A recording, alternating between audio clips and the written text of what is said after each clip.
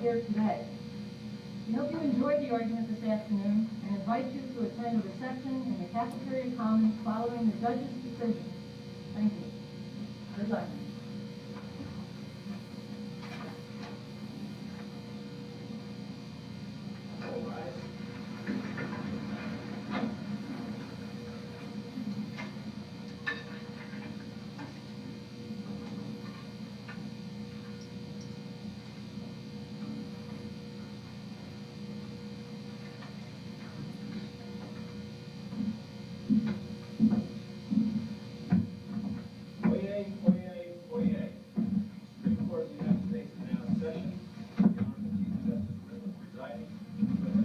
Roth and Arcara.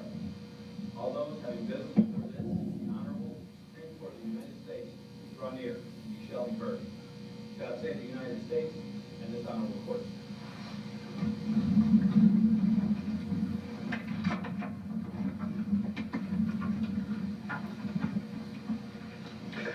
Good afternoon to everyone.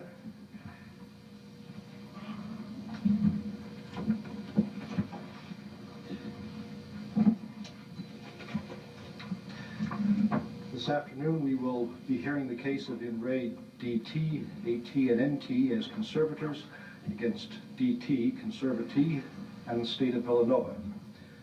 Counsel for the petitioner, begin.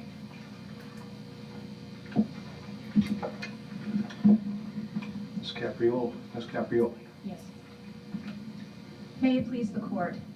My name is Madeline Caprioli. My co-counsel is Danielle DiNenna. We represent the petitioners, AT and NT, the parents and co-conservators of DT. DT's parents challenged the Villanova statute, section 4693C, prohibiting non-therapeutic sterilization for female wards of the probate court while permitting such sterilization for males on two constitutional grounds, privacy and equal protection. I will address privacy. My co-counsel will address equal protection. At this time, Your Honors, I would like to request 2 minutes of rebuttal, 1 minute to be deducted from each of our arguments.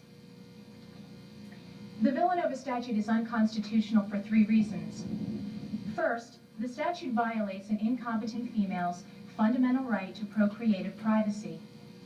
Second, the statute fails to satisfy a strict standard of scrutiny because Villanova has not identified a compelling state interest to justify the limitation. Third, even if the state of Villanova identifies a compelling interest, the statute is still unconstitutional because the statute fails to employ the least intrusive means to further their interest. For these reasons, the petitioners respectfully request that this court declare section 4693C unconstitutional and remand the case to the probate court for a hearing on the merits. A short recitation of the facts of this case is as follows. DT is a 20-year-old mentally retarded female with an IQ of only 35. She is therefore unable to consent to her own medical treatment. Concerned with DT's best interests, AT and NT have petitioned the Villanova probate court to authorize sterilization.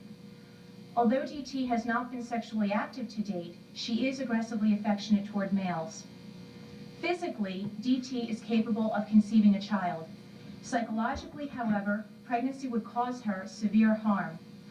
Sterilization is the only practical method of preventing DT from becoming pregnant and avoiding the psychological damage that is certain to result. The Villanova probate court dismissed the parents' petition. The Supreme Court for the state of Villanova affirmed that decision. This court granted certiorari. Under the Due Process Clause of the 14th Amendment, our Constitution guarantees a fundamental right to privacy. At the very heart of this constitutional guarantee is the right to procreative privacy. By denying incompetent females access to sterilization, the state of Villanova violates this fundamental constitutional... You've made right there a little bit of a jump, haven't you, from the fundamental right to procreative privacy to the right to a particular method of birth control. It's a pretty big jump, right?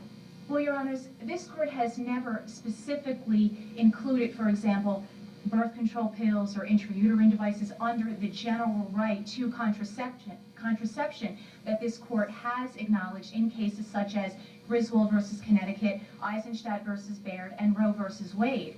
Sterilization as a viable method of birth control would fall under the general right to Well, contraception. the government certainly does limit the use of certain kinds of contraceptives on the ground of their being damaging to health. There's certain types of pills that you can get in foreign countries and not here. And does that trench on the fundamental right protected by Eisenstein? Certainly, Your Honors, this fundamental right is not absolute. For example, drugs that are experimental in nature or are not FDA approved are not guaranteed under the right to contraception because they present other interests that outweigh an individual's interest in having access to this particular method. Sterilization, however, does not raise those kind of concerns. Not only is sterilization the oldest method of birth control, it is the most commonly sought method of birth control in this country and throughout the world. It is a you are arguing that a legally incompetent person has a fundamental right to choose sterilization. But an incompetent person, by definition, is really incapable of consenting to medical treatment. So aren't we really talking about here the right of the incompetent person's guardian rather than the incompetent person? So, Your Honor, the right at issue here is the fundamental right to procreative privacy. And this court has guaranteed the rights of all individuals, including the legally incompetent. And therefore, DT would possess such a right. The question really who really has the right? It is it DT or is it the guardian? No, Your Honors, it is DT herself. Who would exercise the right? Well, that is the next step, Your Honors. It's DT who possesses the right. The difference is how do we permit an incompetent person to exercise such a right? This court in Thompson versus Oklahoma acknowledged that when dealing with an incompetent individual, the law must somehow afford the means by which it affords these incompetent individuals their rights. Now, in this case, we're not in any way contending that DT's parents should make this choice for her, but we are rather saying, by looking at what other jurisdictions have done, that a court, an impartial court, a competent judge, is able to make a determination whether sterilization would be in a mentally retarded individual such as DT's best interests. And that would be the type of standard that we would be proposing Well, if today. it's a fundamental right, it would go to the individual. Would you need a court to even consider whether the right should be exercised or not? Or should the guardian have that right? No, Your Honor, we do not contend that the guardian should have that right. It should, without question, be placed in the hands of an impartial court with the implementation of very strict procedural safeguards, and the standard that other jurisdictions have adopted is a clear and convincing evidence standard, which is an extremely high evidentiary burden. And this particular standard, it begins with the presumption against sterilization. But the state legislature explicitly reviewed that solution and decided it wouldn't work. Why should we negate that direct determination by the legislature that that solution's not going to work? Yes, Your Honor, the Villanova legislature did consider that, as our record indicates, and we cannot ask this court to require the state of Villanova to adopt a particular standard. However, we can ask this court to require the state of Villanova to adopt a standard that falls within constitutional parameters. An absolute prohibition does not. It absolutely denies. And what is the standard we're supposed to use in second-guessing that legislative judgment? Well, Your Honors, when limiting a fundamental right, the state must meet a strict standard of review, and therefore. What strict standard of review? It is a two-pronged test, Your Honors, that this court has outlined in various cases dealing with fundamental rights. First, the state must set forth a compelling interest to justify the limitation, and second, the state must employ the least intrusive means to further that interest. Now, the state of Villanova did opt for an absolute prohibition. However, that absolute prohibition impinges upon this individual's fundamental right to procreative privacy, and therefore this statute is subject to a strict standard of review. The state cannot meet that standard of review, Your Honor. They cannot meet either requirement. Counselor, in reading your brief, you seem to have put all your eggs in one basket in saying that this is a fundamental right and not arguing that if it is simply a liberty interest, that the statute is an improper statute. So is it your position then that if we should determine that this is a liberty interest, that the statute meets constitutional standards in that it is an appropriate choice for the legislature to make?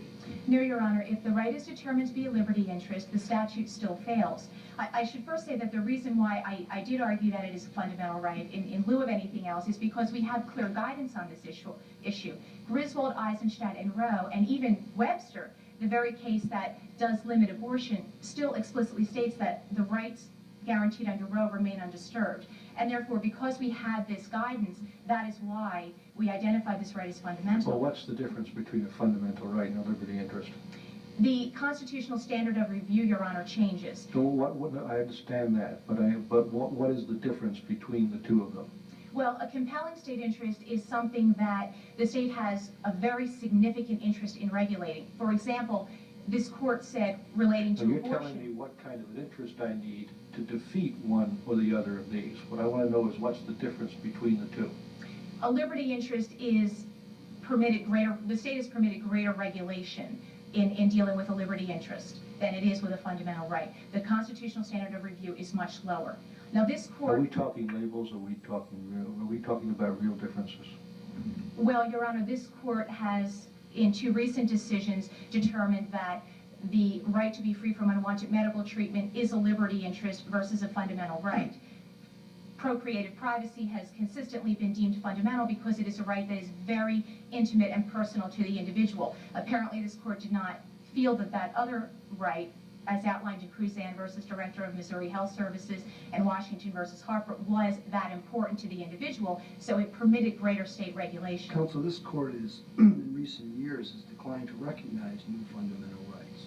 You're asking us to find a new fundamental right. Yes, in the last few years, we've made it perfectly clear that it is our feeling not to recognize new fundamental rights.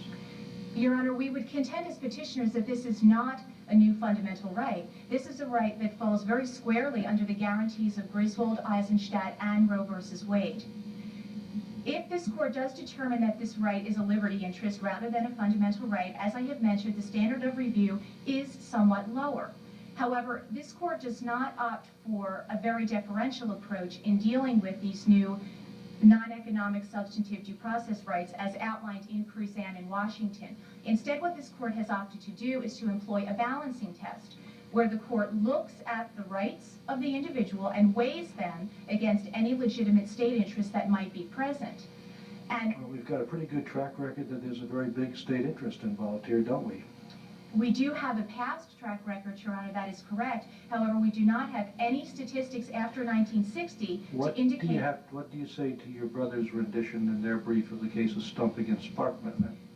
The case of Stump versus Sparkman, Your Honors, is, without question, resulted in a very unfortunate situation for this individual. However, what is very much the situation that could happen in this case, right?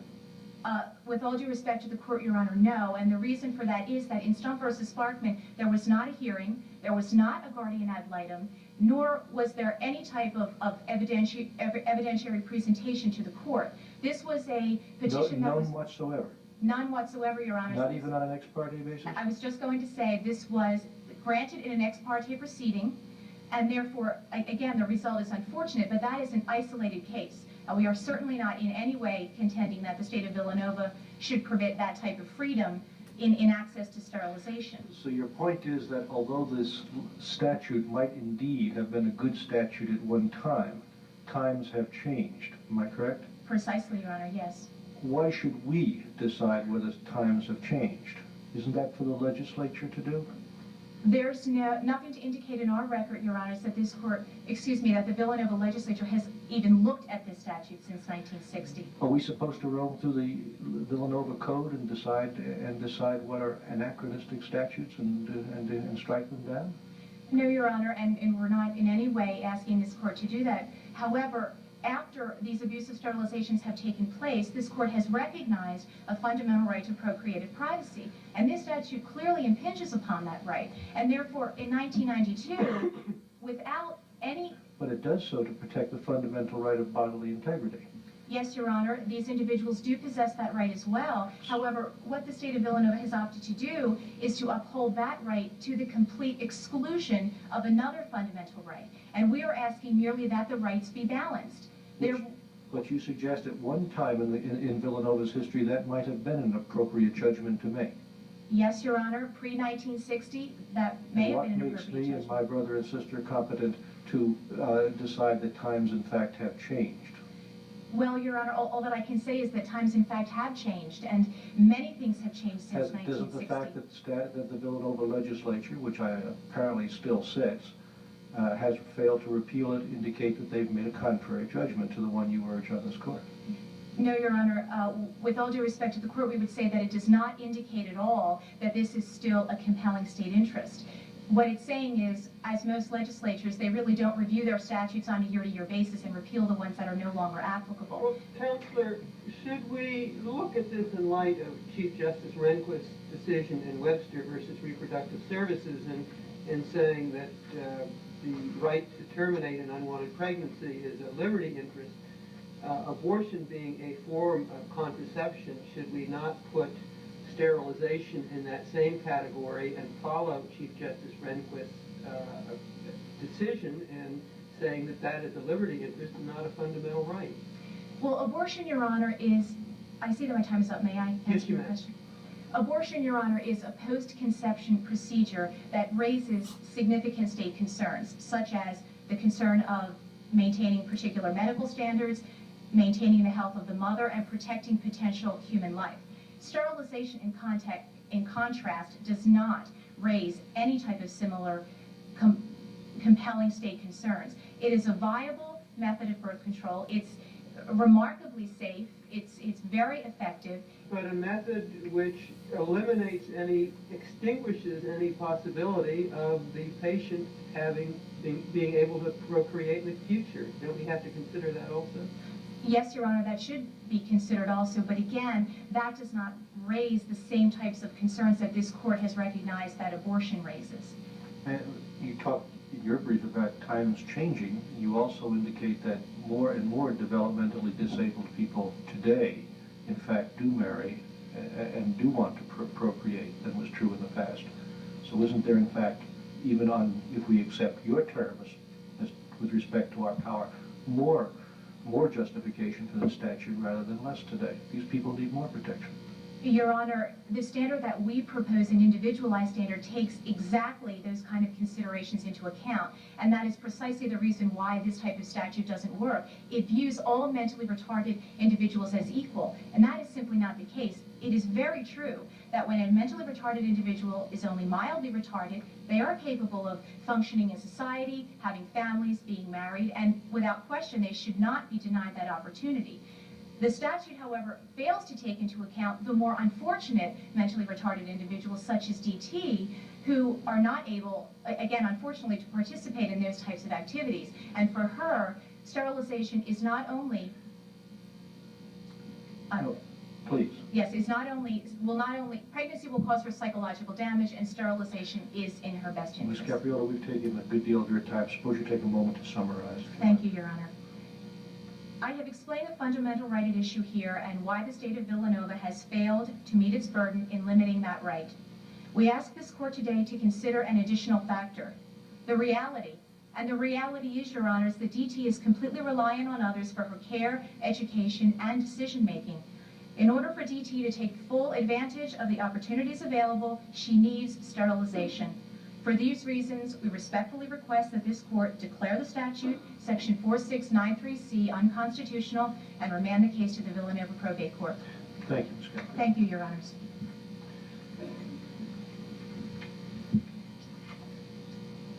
Ms. DiNenna.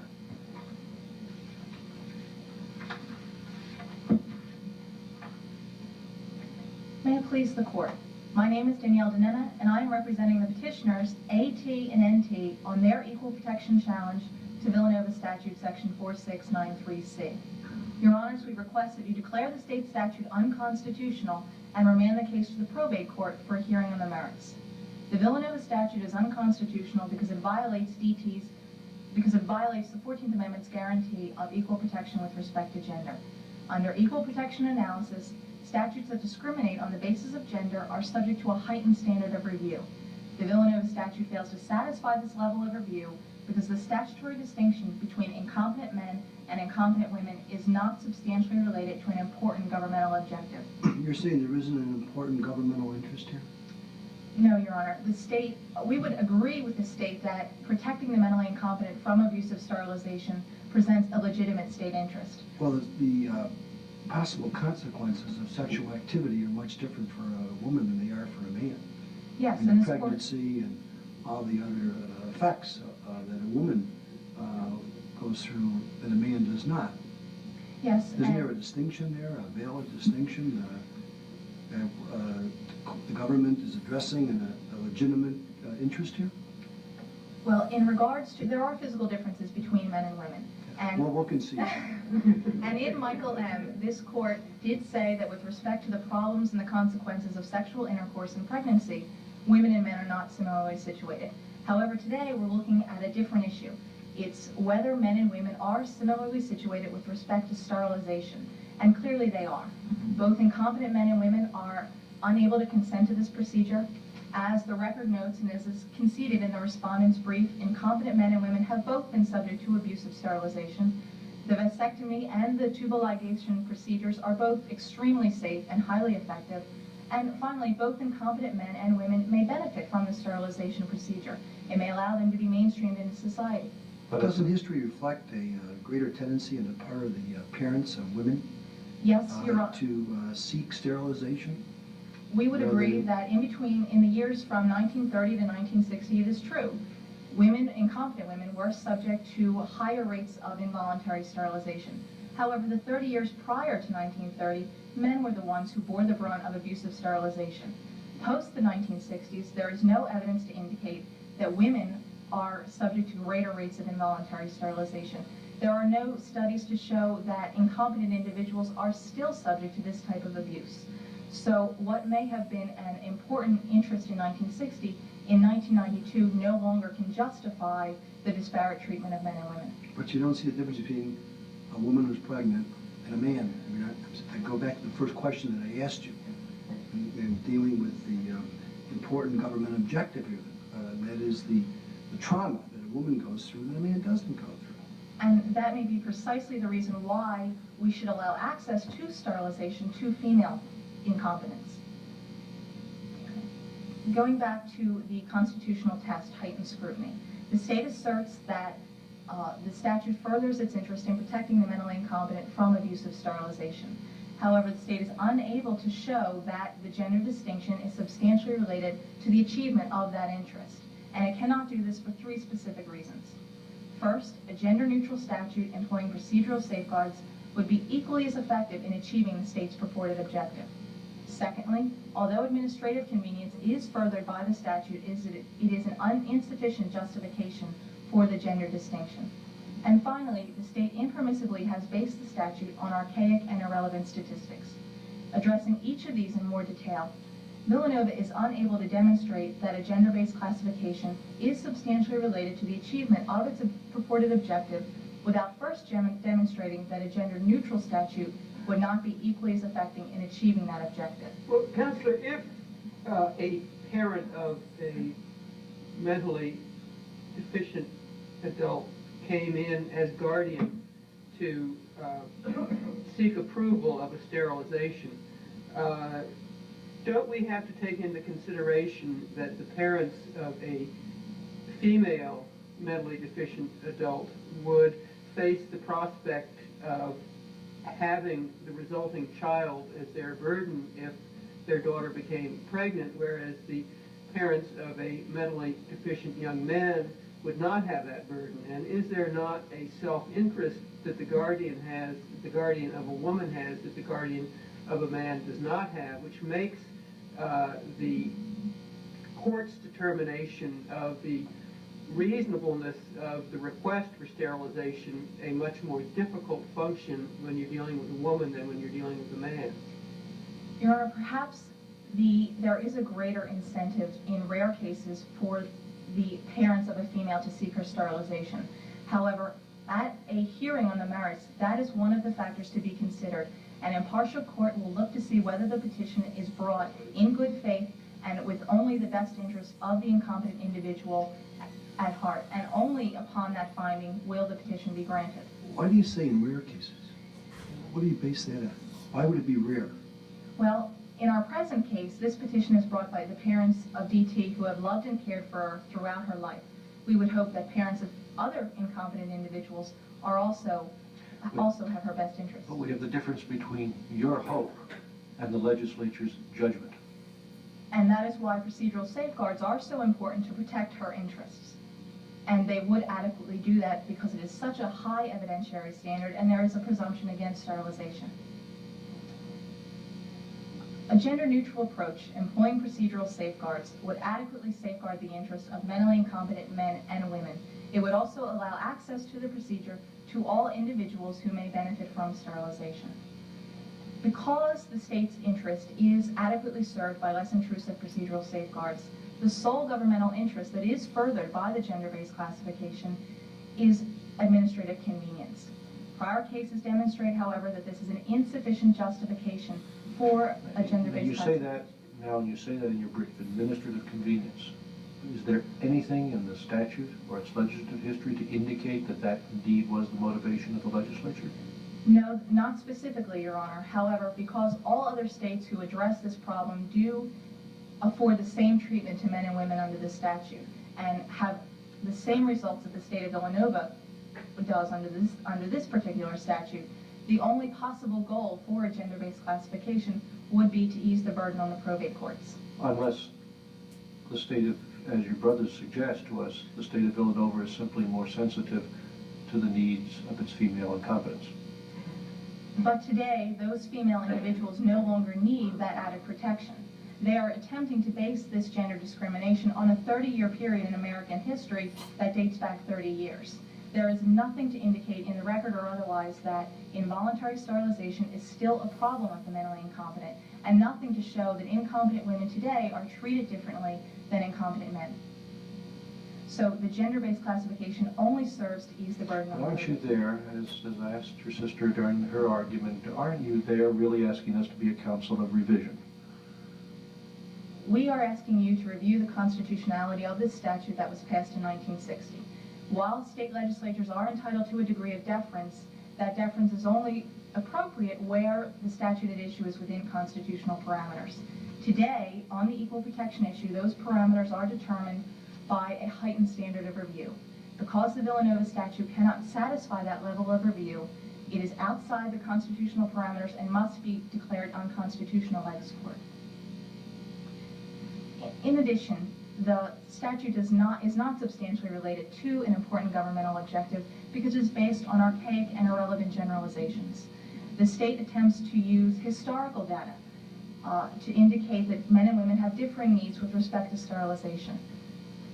Historical data, however, is improper because it reflects the attitudes of society present in the first half of this century, rather than contemporary conduct. Would that also be true of our statutory rape laws? Your Honor, in that case, Michael M. is distinguishable because, again, it was based on the fact that men and women were different with respect to sexual intercourse and pregnancy. And those determinations can stand, whereas here we are speaking about whether they are similarly situated with respect to sterilization before the problems of pregnancy arise. And Michael M. is also distinguishable, if I might add, because the policy behind that case directly supports the petitioner's argument. This court was worried about unwanted pregnancy and the psychological and physical harm to women that would result by pregnancy. Here, these are the very reasons why we request that DT be allowed to be sterilized. Well, page 11 of your brief, you make the point that more incompetent women today are worried about or have a need to be protected, have their reproductive capacity protected because more of them are marrying and indeed want children. Isn't there indeed, if we take it on your terms again, isn't there a need to protect incompetent females more today than perhaps there was in the past because their potential in society is indeed more? Is indeed greater, But that would allow that would prohibit them from developing that potential in society by not allowing them access to sterilization. Individuals like DT for whom other methods of contraceptive are not feasible. Excuse me, I think my remark was their potential as child bearers. I think that's the point you make in your brief, that more of them are marrying and want to bear children. And the statute, therefore, would protect, is needed more today than perhaps in the past, right? No, Your Honor. I would argue that today the statute, women like DT with an IQ of 35 will never be able to marry and care for a child. The procedural safeguards in place allow women who are mildly retarded, as you suggest, to participate in the community and to bear children, where they would also allow women who are severely retarded, like DT, to go forth into the community and develop to her fullest potential socially. What is the standard we are to apply in equal protection analysis for gender-based discrimination? We've talked around that, but we don't think we really hit that square on, have we? Is Craig against Boren still with us? Yes, it is. Even after Michael M.? Yes.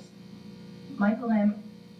was a plurality opinion that simply addressed the fact that men and women were different in a certain narrow context.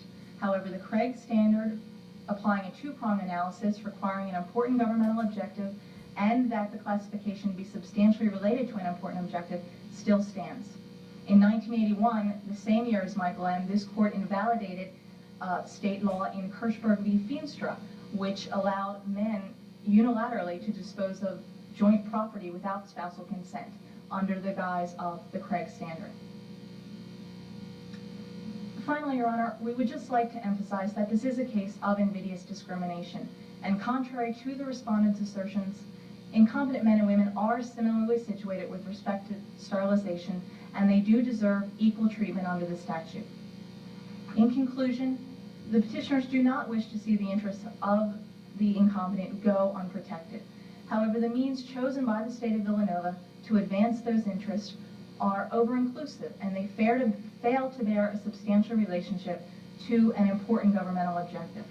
As a result, legally incompetent women like DT, who are at no risk of abusive sterilization, are denied access to a safe medical procedure that may in fact enhance the quality of her life. For these reasons, the petitioners respectfully request that you declare the state statute unconstitutional and remand the case to the probate court for hearing on the merits. Thank you. Thank you, Mr. Kenneth. We'll now hear from the respondents. Mr. Lessner. May it please the court. My name is Martin Lessner, and along with my co-counsel, Eric Zajac, we represent the respondents, DT in the state of Villanova. I will argue the constitutionality of the statute on due process grounds. My co-counsel will argue equal protection. We do not ask this court to decide on the merits whether or not DT should be sterilized. The constitutionality of the statute does not hinge on what may be in DT's best interests. The statute is constitutional under two distinct tests. As a non-fundamental right, the statute is subject to a low level of scrutiny and is clearly constitutional under this standard because the statute is rationally related to the state's legitimate interest in preventing the modern threat of abusive sterilization. Your position is this is not a fundamental right? Yes, Justice Arcara, this is not a fundamental right. This court has never held that a person has a fundamental right to a particular method of contraception regardless of the harmful effects of the contraception. But we have recognized the right to contraception, right to abortion, as a fundamental right. Why shouldn't we include this? Because Section 4693C is utterly distinct from the statutes in Griswold and Eisenstadt that were struck down by this court. Those statutes barred all contraceptives wholesale. This statute only bars one particular method of contraception, sterilization. Those statutes barred all contraceptives regardless of any health or bodily considerations. This statute targets the one method of contraception that most threatens incompetent women. The statute is utterly distinct from those statutes. What the petitioners are asking is that this court find a fundamental right to a particular method of contraception, sterilization. However, this court does not grant particular methods of contraception a fundamental right regardless of the health and bodily considerations. And as this court said in Bowers, there should be great resistance to creating new fundamental rights under the substantive due process clause. Well, we created a new fundamental right, or we simply, or as your sisters pointed, while this might not be a total abrogation of a fundamental right, it's a partial and very significant abrogation of a fundamental right. In practical terms, this limits the freedom of choice very significantly. Not totally, but very significantly. Well, Your Honor, we would argue that it does not limit it, and that this court's pronouncements on fundamental rights and contraceptives do not include as a fundamental right, contraceptions that are indeed dangerous. As a matter of fact, in Griswold, this court noted that the statute had nothing to do with regulating the sale or manufacture of contraceptives, and in Eisenstadt, the court specifically rejected the state's claim that the contraceptives were harmful.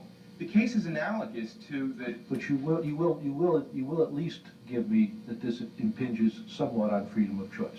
Yes, it does, Your Honor. Okay. And there is a right, how you want to define it, of choice in the area of contraceptives.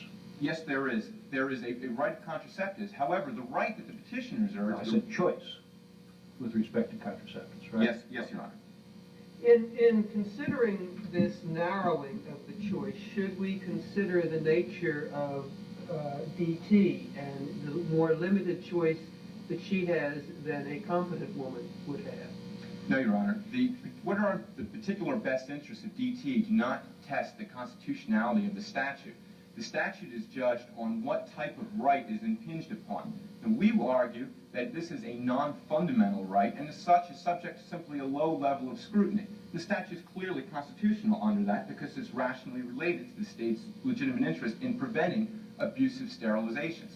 But even under a... What would be the harm in having women apply to the probate court for sterilization? Your Honor, the state is justified in determining that to allow any discretion by its probate courts presents an unacceptable hazard. What's the hazard? You have a high standard, clear and convincing standard that would have to be met.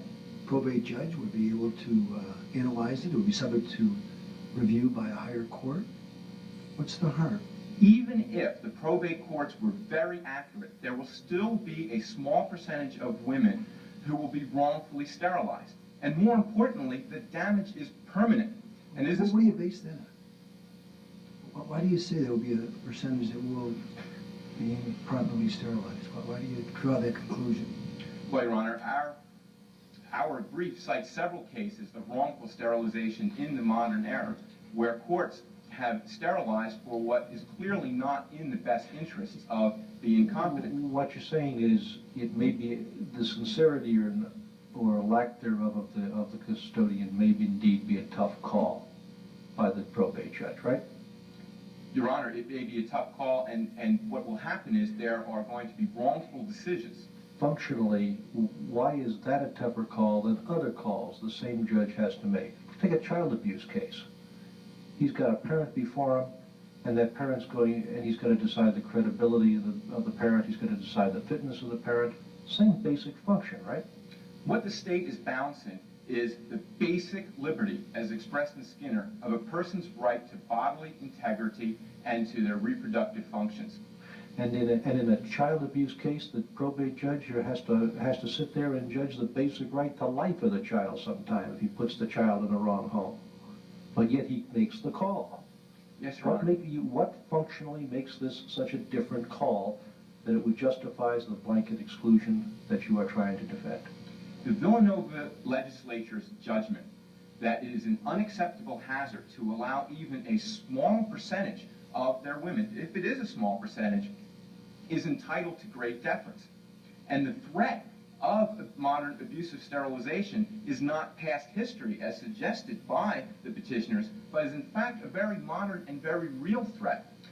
The petitioners contend that because of reproductive rights analysis by this court and attitudes changing, that this no longer is a threat. However, Susan Stephan of the Mental Health Law Project states that in the name of reproductive rights, the door is open to the abusive sterilizations that occurred in the 30s, and that modern probate courts decisions in these cases are based upon fundamental inaccuracies concerning the wishes and the capacities of incompetent women. To illustrate, a recent survey indicates that 88% of the parents of incompetent children favor or strongly favor sterilization for their incompetent minors. And all too often, the decision is not based solely on what is in the best interest of the child, but rather it's based on the myths of the capacities of those children, such as that... But knowing this bias of the parents, then, is that not a factor that the court can take into consideration in determining whether sterilization of a particular child is warranted or not warranted? Your Honor, the state has determined that to allow any discretion poses an unacceptable hazard. And this type of decision is entitled to great deference. In the case of other contraceptives, such as RU-486, which is a contraceptive proven safe in England, France, and Sweden, this government has determined that some individuals may be at risk if it's not used properly with physician supervision. Now, the federal government is justified in making this determination. Even the most ardent opponents of the ban of RU-486 concede that the government has the right to make this call. And the challenge to lifting the ban is not based on a judicial fundamental rights challenge, but rather it is based on the legislative process. A bill was introduced in 1991 to lift the ban. The petitioner's remedy is the same. It is not to have this court declare the law unconstitutional, but it is to convince the Villanova legislature to make an exception for persons such as DT.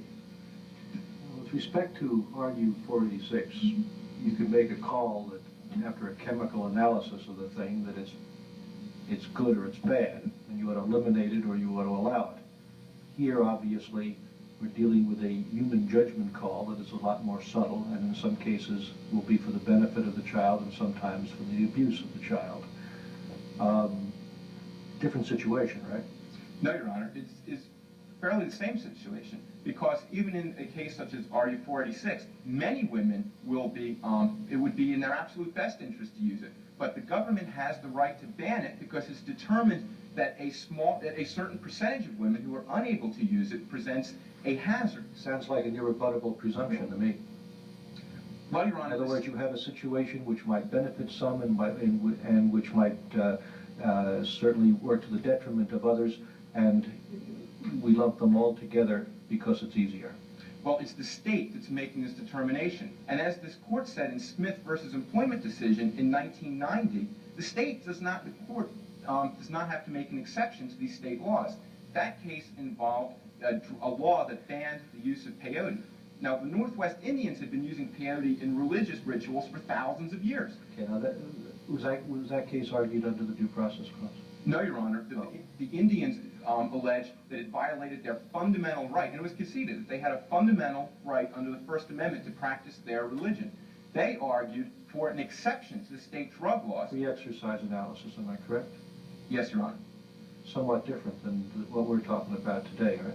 But the principle remains the same. The court stated that in areas where the government has a significant interest, in this case, in that case, drug laws, in this case, preventing the modern threat of abusive sterilization, that the court, it is not for the court to make an exception, no matter, even if it is in the best interest of a small percentage of people, it is up to the legislature to make that decision. And in fact, after the court made the decision in Smith, the Oregon legislature did create a narrow exception. Isn't that a harsh rule? I mean, it's never in the best interest. It can never be in the best interest of the woman here? No, we do not contend that. We contend it may be in the best interest sometimes.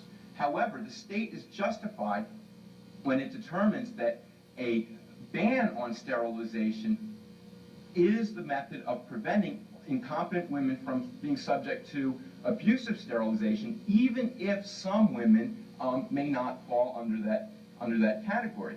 And the state is justified in determining that. As this court said in Vance, this court does not judge the wisdom or the unwisdom of statutes that the legislature has made, because it is assumed that even improvident decisions will eventually be rectified by the democratic process. Now, petitioners believe that DT should be sterilized. But the state of Villanova disagrees, and it is for the petitioners. Disagree. Whether she should be sterilized or whether all females. All females, right? Isn't the issue whether or not they can make that blanket judgment? The issue is whether the state should allow particular means for allowing them to achieve sterilization. What the petitioners have argued is that there is no longer compelling interest and that certain narrowly tailored means would allow the sterilization to happen. However, that is wrong on both accounts. The petitioners have admitted that there was a compelling state interest before 1960, but now baldly say there is no compelling state interest that the threat of abusive sterilization is gone. However, this is not the case for the reason I have stated, and for several cases we've cited as being abusive sterilization. Furthermore, on the means of narrowly tailoring the statute, as means of narrowly tailoring, the state is entitled to its opinion that to allow any discretion by its courts presents an unacceptable hazard. The right to sterilization is really based on the right to choice. However, DT does not have that right to choice, and she does not have the capacity to choose. Now, a person has a fundamental right to vote, but that right can be taken away from the person if they do not have the capacity to understand the electoral process. Yet nobody would argue that we should substitute the judgment of the parents or the courts for an incompetent person. The state has, in fact, substituted a mechanism for DT's lack of capacity to choose, right? The custodianship. Yes. So the issue is really whether, having created that custodianship, it must now administer that custodianship in an even-handed way. Isn't that really the issue? Well, Your Honor, the state does not have to let the custodian make every single choice, especially when the choice of sterilization has been shown to be subject to so much abuse in the past.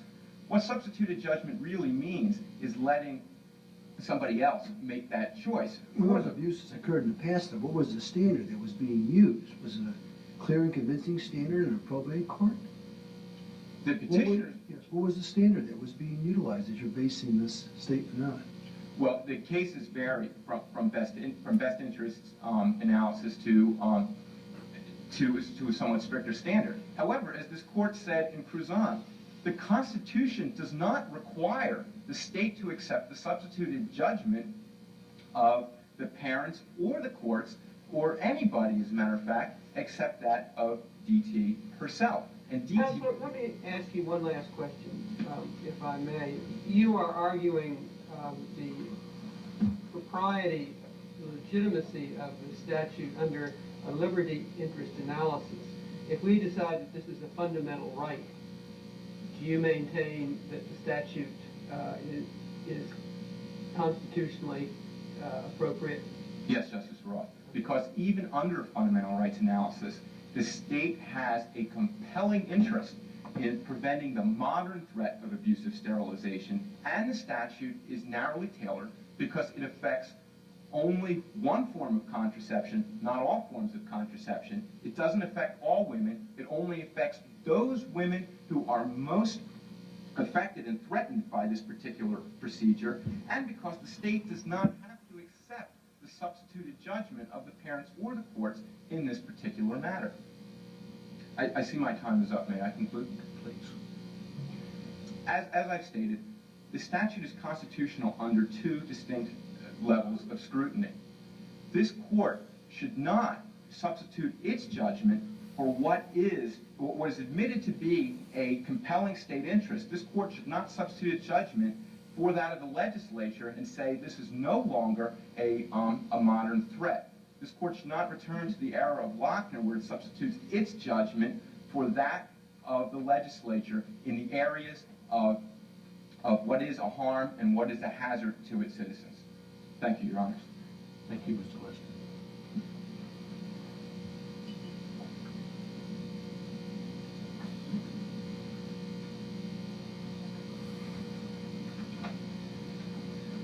Mr. Zajac. please the court, my name is Eric Zajac, and I, along with my co-counsel, Mr. Lessner, represent the state of Villanova and DT. The lower courts concluded that the Villanova Code does not violate the Equal Protection Clause, and they were correct. The Equal Protection Clause has never been read to mean that state statutes have to treat men and women identically. In fact, this court has consistently upheld statutes reflecting realistic differences between the sexes. The relevant question isn't whether a statute is drawn as narrowly as it might have been, but whether it has been drawn within constitutional parameters. Section 4693C is drawn within constitutional parameters because it reflects realistic differences between mentally challenged men and women. But wouldn't a gender-neutral statute be equally effective preventing abusive sterilization of the mentally incompetent? Justice Arcara, a gender-neutral statute would not be as equally effective. In fact, it would frustrate the state's interest. And there have been a couple cases where this court has struck down a state statute on equal protection grounds, concluding that a gender-neutral statute would have been just as effective. But in those cases, Orr versus Orr, for example, and others cited by petitioners, the reason asserted for not making the statute gender-neutral was administrative convenience. That is, the state came forward and stated, well, we would like to treat men and women the same way, but it would be administratively difficult, and that is sufficient reason under the Equal Protection Clause for not doing so. This court disagreed, but that is not the kind of case we have here. In fact, the Villanova legislature did consider a gender-neutral version of the statute, and referring to the need to protect the mentally incompetent from their caretakers and from their state, that version was rejected. In the more recent case of Michael M., where administrative convenience was not at issue, this court maintained that the relevant question is whether the statute has been drawn within constitutional parameters. And Justice Stewart, in his concurring opinion in Michael M., stated that because other states have crafted statutes that treat men and women alike, does not mean that all other states are constitutionally compelled to do so. As I began to state, Section 4693C does treat mentally handicapped men and women differently, but that's because they are different in at least three important respects. First, mentally handicapped women have been the primary targets of wrongful sterilization. Second, only women can become pregnant. And in the case of mentally incompetent women, because the parents or conservators are afraid that the consequences and burdens attached to pregnancy will pass on to them, they will seek sterilization not for the right reasons, but for the wrong reasons. Are those three separate reasons or really just one reason? Well, they do overlap somewhat, Justice. Your basic message is that the basic message is women have been the targets of more abuse than men. The basic message is that mentally handicapped men and women, with respect to involuntary sterilization, are not in the same situation. And they do overlap somewhat. How do you answer your sister's suggestion that this is based on antiquated givens that just simply are not true today? Well, Your Honor, these statistics are far from irrelevant. They provide the historical backdrop against which Villanova took action to provide additional protection to women. Well, historical backdrop's nice, but is it really terribly potent when we're talking about infringing on somebody's right to make a choice on a very important matter in their life today? It is important, Your Honor. We do not have the kind of copious statistics to tell us what is going on today. We do have the case law. It is our best benchmark. And that case law tells us that whenever an incompetent person is sterilized for the wrong reasons, it's a woman. We have not been able to find a single case involving the wrongful sterilization of a mentally incompetent person that involved a male. They always end up involving females. And even assuming for argument purposes only that the threat is not as serious as it used to be, serious policy considerations are raised. Put simply, history does have a way of repeating itself. And to feel rest assured that wrongful sterilization is a thing of the past may only invite future abuse. And one of the things that my opposing counsel pointed out is that there were or alluded to, is that there were two discrete periods of involuntary sterilization in this country. The first did involve primarily men. From the late 1800s till about 1920, there were only 1,400 reported sterilizations. Almost all of them were men. But at that time, the tubal ligation was not yet perfected. And many of the state statutes that those sterilizations were based were invalidated on due process grounds. It was after this court's decision in Buck versus Bell that the numbers rose considerably. From the late 1800s to about 1920, there were about 1,400 sterilizations. From the late 1920s until the 1960s, when Villanova passed this statute, there were more than 60,000 involuntary sterilizations, and almost all of them involved women. Now, the next policy consideration I would like to address is even if things have changed, who has the role of considering whether they have changed? And along these lines, this court's decision in Schlesinger versus Ballard offers particular guidance. Schlesinger involved a federal statute that granted women additional time before they were mandatorily discharged from their officer position than what men received. And the reason was because historically, women did not have the same opportunities for advancement than men had. This court upheld the statute, arguing that the difference in treatment wasn't based on overbroad or archaic generalizations, but on the demonstrable fact that women didn't have the same chances as men. The court noted that a bill had been introduced in Congress that made the statute gender neutral, and this court said that was all the more reason to leave it to the legislature and not to the courts to determine whether or not the policy considerations underlying the statute and offering different treatment to men and women had indeed changed. But isn't it part of our responsibility to review those policy considerations and determine if what the legislature has cited as the policy considerations are in fact valid policy considerations? Justice Roth, I wouldn't argue that this court doesn't have the authority to do so, but I would argue that in this case, the threat does still exist, and there is simply not enough for this court to invalidate the statute. As Justice Stewart mentioned in his Michael M. decision, a state is free to address itself to what it believes to be the more serious aspects of a broader problem. Here, the broader problem is involuntary sterilization of mentally incompetent, whether they be male or female. But the more serious aspect is the way women have been treated. Does it have the right to treat it in such a ham-handed way, though? I mean, here it is, and simply say this is too hard a problem for our judges, so even women who ought to be sterilized ought to have the right to choose that through their surrogate decision maker. They're going to have to suffer because we just can't take the risk that our judges are going to mess up in other cases. Mr. Justice Ripple, that is the authority that remains within the province of the legislature. How do you handle the irrebuttable presumption doctrine? Well, Your Honor, that was not one of the issues raised below and was not discussed in the Well, it's brief. another way of looking at equal protection analysis, isn't it? It may be, Your Honor. The Villanova legislature has made a policy decision, and this court noted in Parr versus Hughes that in the absence of invidious discrimination, this court is not free under the aegis of the Equal Protection Clause to substitute its judgment for the will of the people as expressed in a properly elected legislature. That policy decision is that sometimes it will be in a mentally incompetent woman's best interest to be sterilized. We're not arguing that could never be the case, but the Villanova legislature has determined that the needs of the many of the mentally incompetent women outweigh the needs of the few of the mentally incompetent women, or even the one. And it's a decision that they are fully entitled to make because the state legislature is free to address what it believes to be the more serious aspect of a broader problem. Pregnancy and its attendant social and economic hardships naturally fall more squarely on the mother and on the state than they do on the father. This court noted in Michael M. that men and women are not similarly situated with respect to sexual intercourse. That is even more so the case when it comes to mentally incompetent women. As a practical matter, a mentally incompetent woman is much more likely to become pregnant than a mentally incompetent man is likely to become a parent. But just because of these differences, because of these salient differences between mentally incompetent men and women, the parents of a conservator or the conservator will choose sterilization for the wrong reasons. This is something that the Villanova Supreme Court recognized. And under Michael M., a state Supreme Court's accepted justification for a state statute's differential treatment of men and women is entitled to great deference. And that deference is due here.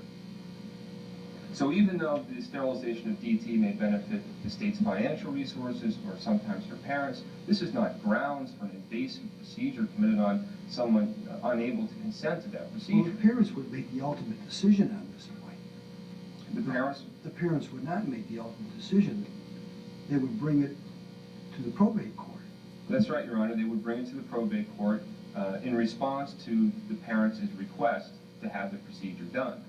But in some cases, there will not be parents involved. It will be a guardian ad litem, or in some cases, the person will be institutionalized.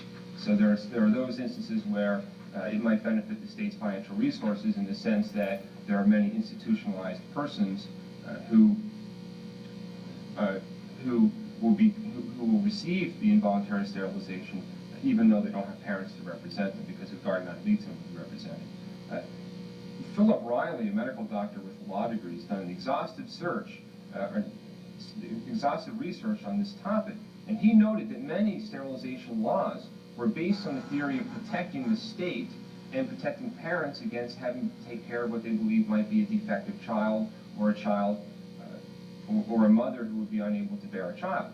One of the studies that we cite in our brief is that in a recent survey of 45 married, mildly retarded couples, none of them had any accidental pregnancy, suggesting that mentally incompetent people are capable of much more than was previously thought. 90% of those people labeled mentally retarded are only mildly mentally retarded. In that sense, the case of DT is somewhat unusual.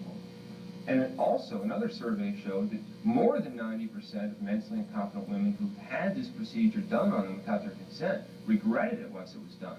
That's all the more reason for the Villanova legislature to believe that women require additional protection. Even the biological differences between men and women do make the procedure a more dangerous one in the case of women than in the case of men. The medical community is in agreement that the procedure itself is more risky. There's a higher morbidity rate or mortality rate than in the case of men. This just goes to show that men and women who are mentally incompetent are not in the same situation when it comes to this procedure.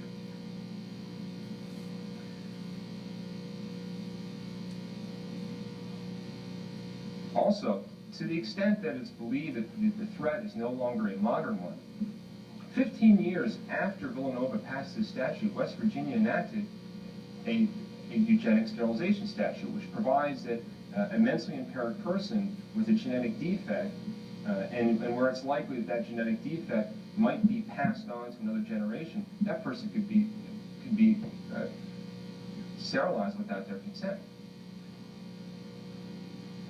The Villanova Supreme Court correctly decided that petitioners have failed to assert a valid claim under the Equal Protection Clause. State legislatures like Villanova are free to treat men and women differently so long as they are not similarly situated with respect to an important state interest. And with respect to Villanova's interest, mentally challenged men and women, for the reasons I have stated, do not stand on the same footing. So long as the statute remains constitutional, it remains the province of the legislature to change it. The lower court's decision must therefore be affirmed. Thank you. Thank you, Mr. Zajac. We would like to make 4 brief points on rebuttal, Your Honors. First, at this point in time, the right to procreative privacy remains fundamental, and there is no authority to indicate otherwise. Secondly, Dr. Philip Riley, whose work the respondents rely so heavily upon, himself acknowledges that the era of involuntary sterilization for eugenic purposes appears over, and that, and I am quoting Dr. Riley here, Your Honors, the more pressing problem currently is how to assert a retarded person's right to be sterilized. Third, not only is RU 486 irrelevant to this case, but all drugs in this country must be FDA approved. And RU 486, as an experimental drug in this country, is no exception to that rule. Lastly, Your Honors, we would like to ask this court to remember who is bringing this petition. It is DT's parents who have loved and cared for her all of her life. And also, who will be making the final decision. Impartial, competent judges who we rely on every day to make determinations regarding very sensitive issues. We as petitioners believe that our judges are competent to determine sterilization petitions and that placing this trust in our judges will avoid history repeating itself. But even if judges are so competent, if this is a liberty interest, is not the legislation to have the legislature make the decision rather than judges make the decision as regards women a valid decision by the legislature? If this were to be termed a liberty interest, Your Honor, and not a fundamental right, this court in recent non-economic substantive due process cases have applied a balancing test and not a rational basis test. And under this balancing test, we weigh the individual's interests against those interests of the state. And here there is no balancing whatsoever.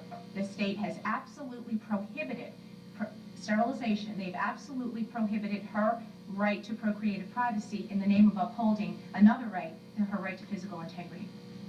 Thank you, Your Honor. Thank you to counsel for both sides. The court will now stand in recess to consider its decision.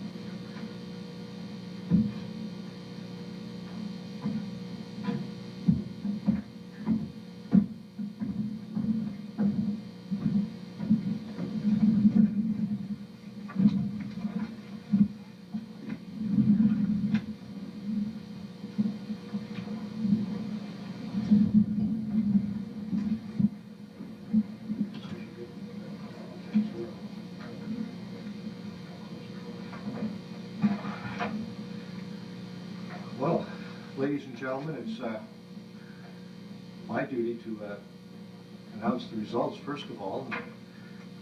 Then after we do that, each of us was going to take a few moments to give you our thoughts on the competition and generally, and our thoughts on oral argument before an appellate court. So on behalf of my clients, first my colleagues rather, I'm a new role up here. I first of all would like to indicate that this was a very, very close situation for us. Now, I know that's said a lot in moot court competitions, and I want to assure you very sincerely that this time we really mean it. This came down to a hairline difference. On the oral argument, very frankly, we think it's a dead heat.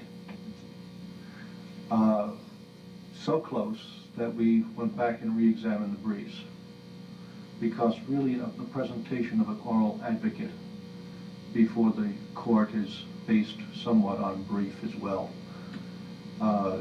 It's a whole package in terms of your ability to convince the court. So it was on the basis of the package that we were able to break what otherwise we think is a dead heat in terms of team performance. So I'd like to announce the team results, and then we are also going to announce the best oralist of the day.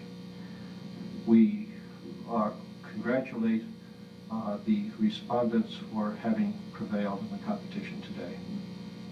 Thank you. Congratulations, gentlemen.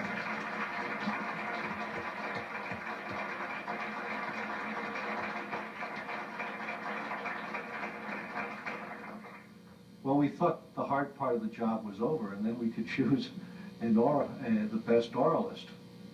And then we found that was very difficult as well, because as we discussed it amongst ourselves, it became clear that two members of two attorneys who had argued before us had exhibited, each in their own way, particularly good skills of appellate advocacy, particularly remarkable skills. And after talking about it at some length, we decided we weren't going to break the tie. That it made no sense because both of them had shown different but remarkable skills. And so the best oralist of the day needs to be shared as well between Ms. DiNenna of the petitioners and Mr. Zajac of the respondents.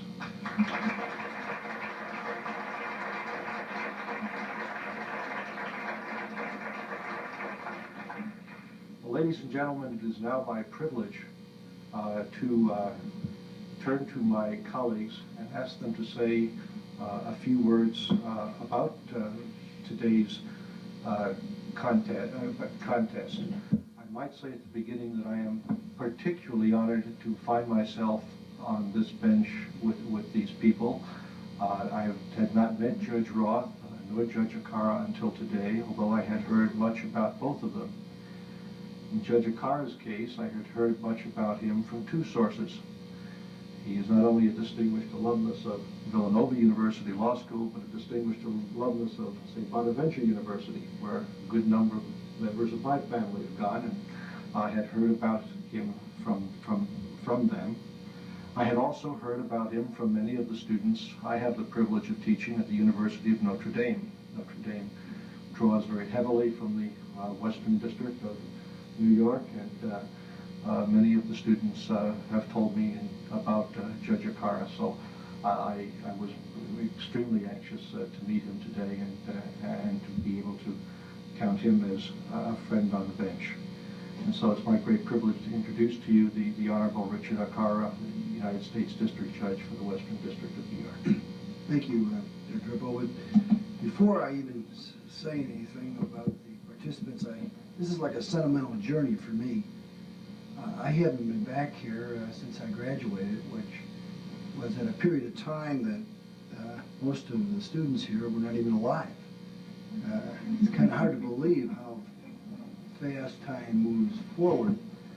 So coming here today has been a real privilege for me, and I'm just delighted that I was asked to come here, and it just seems very difficult many times to come to Philadelphia when you live up in Buffalo, but I did avoid a snowstorm as I was boarding the plane yesterday, so I was very happy to get out of Buffalo. This coming here today has really brought back some very important and meaningful moments to me. As I reflect back when I was in law school, it's changed dramatically. And you hear the arguments that we heard today, and I've been involved when I was a United States attorney and a district attorney, as well as a judge, on numerous occasions to have experienced moot court competition.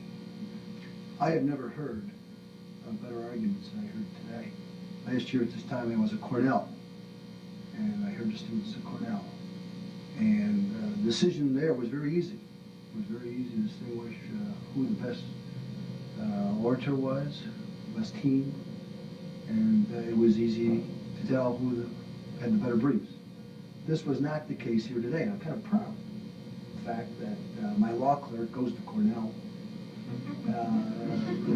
and being a Villanova alumnus, I had him participate a little bit in helping me prepare for today. So I can't wait to get back to tell him that he should have went to Villanova Law School rather than the Cornell Law School. The arguments today were just overall outstanding by all four participants. They were very well organized. The presentations, obviously, all of you had a tremendous command of your respective positions and the authority, and the way you responded to questions, and be able to make reference to almost immediately to the appropriate case in a very, very difficult area. Again, this is not, it took me a few hours to get prepared for this argument today. This is an issue that comes before a district court judge every day. I was very impressed by all of you and how you had a command of the legal principles involved, the facts here.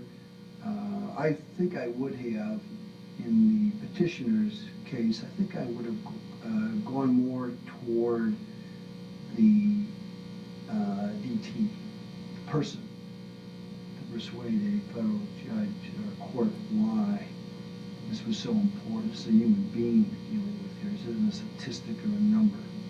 That's just a suggestion at the appellate level. I think sometimes you can do that. Usually you're dealing with questions of law, but in a case like this, dealing with this kind of an issue, there's a lot of emotion here. And I try to lean toward a sympathy of a judge, maybe in this case. His poor, distraught family and this woman, what she's going through, and I try to be very emotional in that capacity. The district court level, I guess we deal with it all the time. The appellate court, maybe you don't as much, but I would try to work my way around that a little bit, particularly in this kind of an issue. So overall, I thought I was very impressed. I was just never heard a better a group of orators that I've heard today, and I want to congratulate all four participants. Thank you, Judge. Before I introduce my colleague to the right, I must confess that I sometimes envy her. She has the great fortune to be sitting on the United States Court of Appeals for the Third Circuit, circuit that first of all is my home circuit, since my native city is Pittsburgh, and secondly it is a circuit where I count among, where I'm privileged to count among my friends many members of that bench. It is a distinguished bench, and it must be tremendous fun to be part of it. Judge Roth has served as a United States District Judge and has now been elevated to the United States Court of Appeals for the Third Circuit. And of course is also a distinguished professor here at Villanova Law School in teaching trial practice. So it is my great honor to introduce the Honorable Jane R. Roth, United States Circuit Judge for the Third Circuit. Thank you. This is sort of a sentimental journey for me because I haven't been in this room in 2.5 weeks now. I had the last of my trial practice trials. One of the things I try to communicate in trial practice is when you're speaking in court and arguing in court, you are talking to the judge and you're communicating with the judge, and you want to speak in a way which communicates well, which expresses well, and which is responsive to what a judge asks you when a judge asks questions. And I think that was a very important factor in the oralists being able to answer the questions in this argument and to answer them so well and to answer them persuasively. There is a difference between having memorized the cases that you can cite in response to a specific question and going beyond that and talking about those cases and talking about the points and framing your answer in a way which is responsive to the judge. And judges pick that up, and I think you pay more attention to an answer which is tailored to your question than to an answer which is simply throwing back the appropriate case to meet the point. And I commend the oralists for their ability to answer the questions well in this argument, and I particularly commend the two winning oralists because I think they demonstrated that ability to a very fine degree. Another thing I have tried to teach in trial practice is don't be glued to your notes. You are communicating, you're communicating to the jury in a trial, you're communicating to the court in an appellate argument. And again, I commend all four of the oralists here today because they knew their case so well, and they weren't reading their argument. They knew what they wanted to say. They had it in their minds. They had reminders of where they wanted to go and what they wanted to cover, but they did not hang on to their notes and read their argument. They knew their argument, and they could give their argument persuasively instead of depending upon what had been written down ahead of time. And that is a very effective technique, and we appreciated the hard work that goes into being that well prepared to argue in that fashion. Thank you, Judge. Well, ladies and gentlemen, we spend a tremendous amount of time in our study of appellate advocacy in law schools, studying questions of technique. How to write good lead-in sentences in briefs, how to write good subheadings in briefs, how to organize briefs generally, how to deliver an oral argument, all of the etiquette of the situation, how to hold your hands on the podium what, and don't point at the judges, this, that, and the other thing, all the technical aspects of the thing. And sometimes I think all of that kind of gets in the way of our understanding of what's really going on. It's kind of like that line from My Fair Lady, you know, the French don't care what you say as long as you pronounce it properly. The fact of the matter is, in our system of governance, appellate advocacy plays a very important part in the decision, in achieving justice in individual cases and in the fashioning of the law. And it does so because the actors, the judges and counsel involved in it, remember what they're about. A case is being decided. There's been a trial, or at least a disposition, in the court of first instance, and counsel are now telling the judge why that result ought to be affirmed or reversed. And they're suggesting to the court how best to explain the result reached in a way that not only achieves justice in the individual case, but also further elucidates the law for the benefit of both bench and bar. I think if you keep that in mind, that what basically is happening in the appellate courtroom is a conversation among professionals about the disposition of a legal matter. Everything else follows.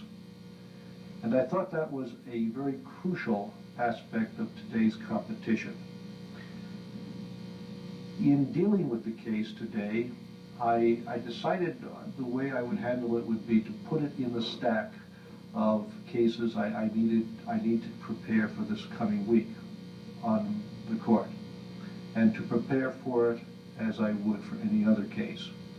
And I tried to handle the oral argument as I would have handled it if it had been any other case. And what happens is it comes down, I think it boils down to a question of a judge needing an awful lot of help to understand an issue, to come to grips with competing intellectual considerations, and to reconcile them in a way that makes sense in terms of our legal traditions. And so many times on the bench, I feel like saying to lawyers, help me out, will you? I don't know how to do this. And I found myself doing that certainly on today's problem, which is harder than many cases because law professors made it that hard. And you really do need help when you're sitting up here trying to deal with this stuff. I need help thinking it through. So some of my questions are going to be detailed. And I remember Judge Roth at one point indicated to you her thought process at one point, and then kind of asked counsel to continue it. Or sometimes they're going to be fleeting thoughts that come through my mind as I sit up here. And I asked counsel for respondents a couple of rather blunt questions of things that frankly came to mind as I simply reacted to what they said. It was a conversation among professionals. And the ability of counsel to tune in on the judge's corporate thought processes and to say, look, how can I help you folks out, is a tremendously important part, I think, of this whole process. And I do think that that probably is the thing that certainly distinguished the two oralists today. I detected in both situations, and in Ms. DiNenna's situation, an openness to questions, a willingness to answer, to try to help me out. And in the case of Mr. Zajac, I thought a responsiveness to what you detected was the corporate worry and concern of the court with respect to this case. And I think that's what it's all about. When oral argument's all over, we should have a couple of more answers than we came in with. We should feel smarter. And you know what? I do feel smarter after today. Lastly, ladies and gentlemen, I really do need to express my deep thanks to all of you for the invitation to be here today.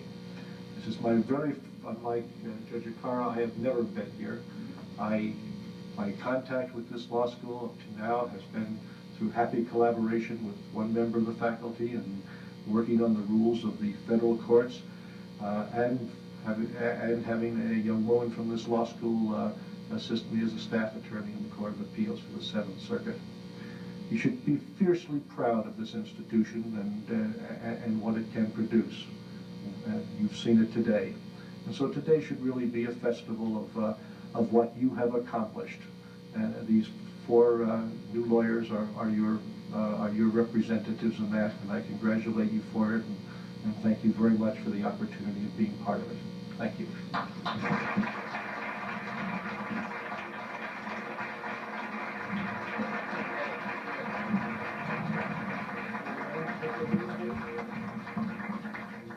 I'd just like to extend an invitation once again to all of you to join us downstairs in the cafeteria commons for a reception.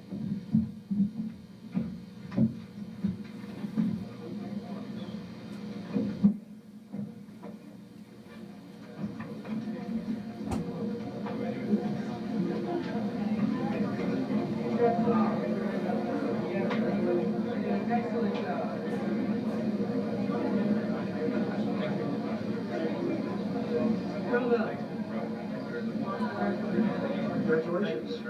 Good. Congratulations. Now it's all over. Look, you may think arguing's hard, deciding's even harder.